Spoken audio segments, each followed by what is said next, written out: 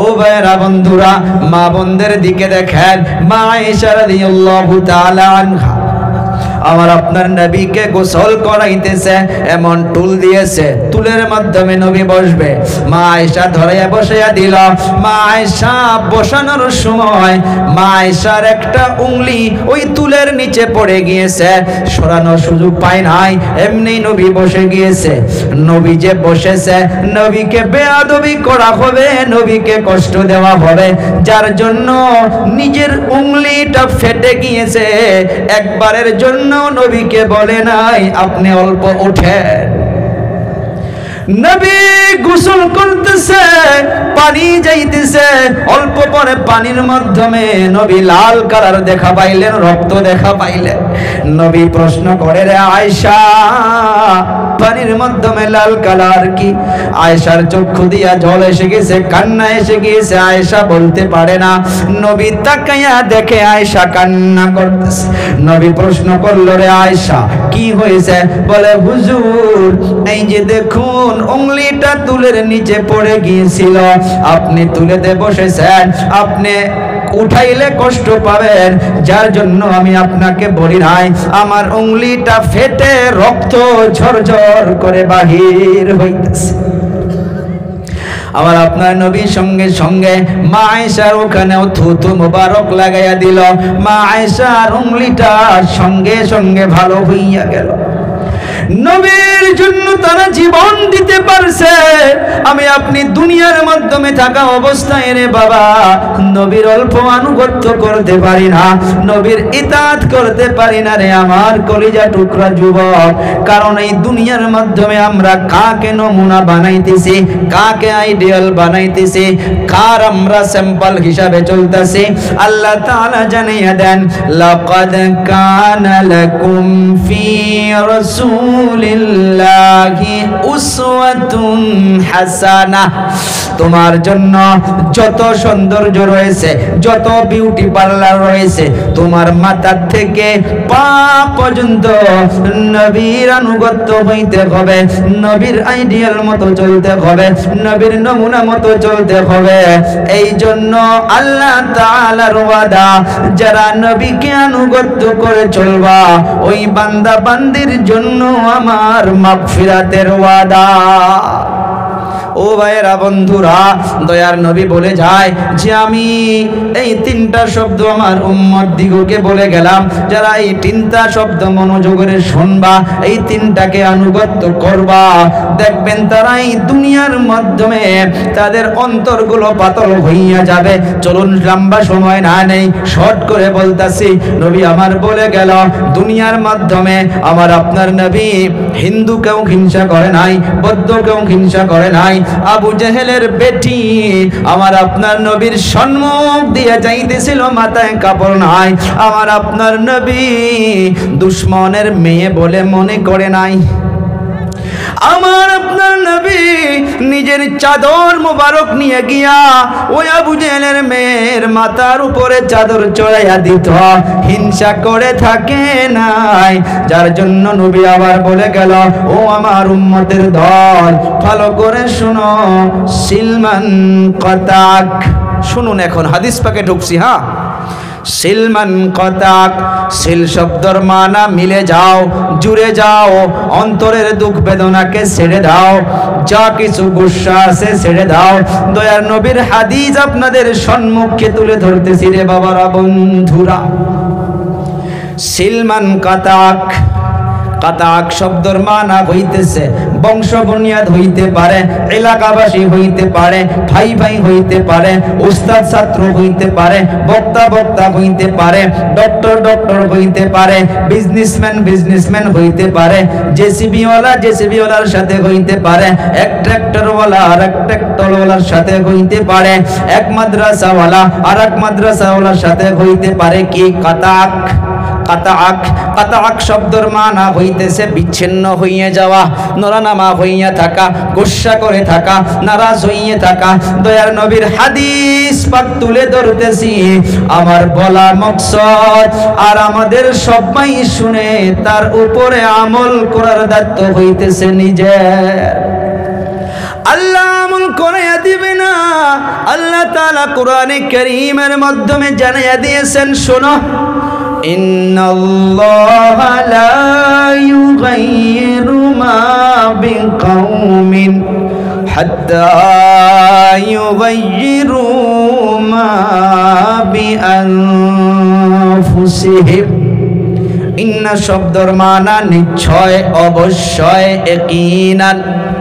আল্লাহ তাআলা বলে নিশ্চয় নিশ্চয় আমি আল্লাহ ওই সময় পর্যন্ত কোনো খারাপ মানুষকে ভালো বানাইয়া দেই না, ওই সময় পর্যন্ত কোনো মদ্যপান করনেওয়ালা ব্যক্তিকে মদ্য ছাড়িয়া দেই না, ওই সময় পর্যন্ত কোনো জুয়া খেলনেওয়ালা ব্যক্তিকে জুয়া ছাড়িয়া দেই না, ওই সময় পর্যন্ত কোনো গ্রামবাসীকে ভালো বানাইয়া দেই না। হা হা, আমি আল্লাহ ওই সময় ভালো বানাইয়া দেই, হাত্তা ইউগাইয়িরু মা বিআনফুসিহিম। যত সময় পর্যন্ত কোনো মানুষ নিজেকে বদলানোর জন্য চেষ্টা করবে না, নিজেকে ভালো বানানোর জন্য চেষ্টা করবে না, দয়াময় আল্লাহ তার একটা সেকেন্ড আগে কাউকে ভালো বানাইয়া দিবে না। ও আমার কলিজা টুকরা যুবক, ও বাবারা, বন্ধুরা, হাদিস পাকের মাধ্যমে 3টা অর্ডার আছে। কয়টা? কারা কারা মানবো? হাতটা উঁচু করে আল্লাহকে দেখাই। কষ্ট হবে মানতে, কিন্তু অনেক কষ্ট হবে। আগে বলেছি, রাত্র যদি বলি তাহাজ্জুদ পর, কিছু বলেন আপনারা? এক মিনিট। রাত্র যদি আমি আপনাকে বলি যে আপনি 12 রাকাত তাহাজ্জুদ পড়েন, আপনি পারবেন? এই হাদিসে যে 3টা অর্ডার আছে, ওলামা কেরামদের কাছে জিজ্ঞাসা করে নেবেন। এদিকে অনেক মুফতিয়ানে কেরাম, বড় বড় ওলামা কেরাম রয়েছে। আমি শর্ট করে আপনাদেরকে বুঝাবো। আধা ঘন্টা সময় নিয়েছিলাম, 1 ঘন্টা হয়ে গেল। চলবো কিছু সময়? কারা কারা শুনবো না দেখি?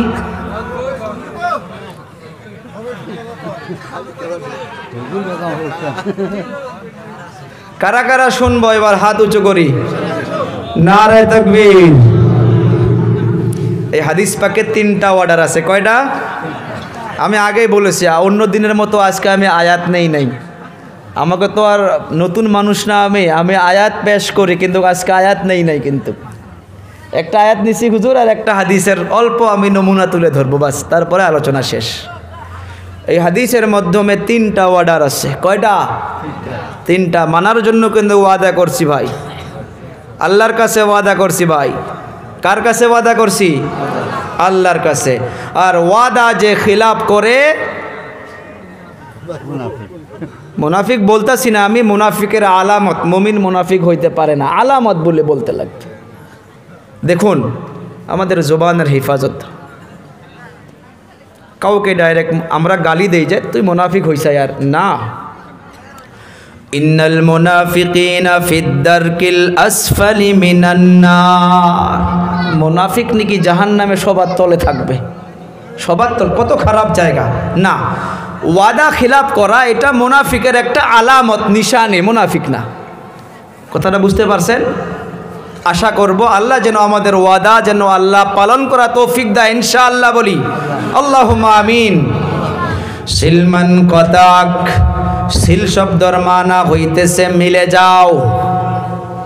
এই যুবক যে বাবার সঙ্গে নারাজ হইয়া আছি, রাত্রবেলায় আব্বুকে আব্বু বলে ডাকবো ইনশাআল্লাহ।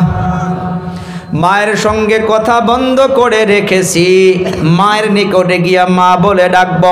প্রমাণ করবেন আব্বু বলে ডাকেন না। 1 সপ্তাহ হইয়া গেল, 15 দিন হইয়া গেল, 20 দিন হইয়া গেল, মায়ের কাছে গিয়া মাফি চাওয়া লাগবে না।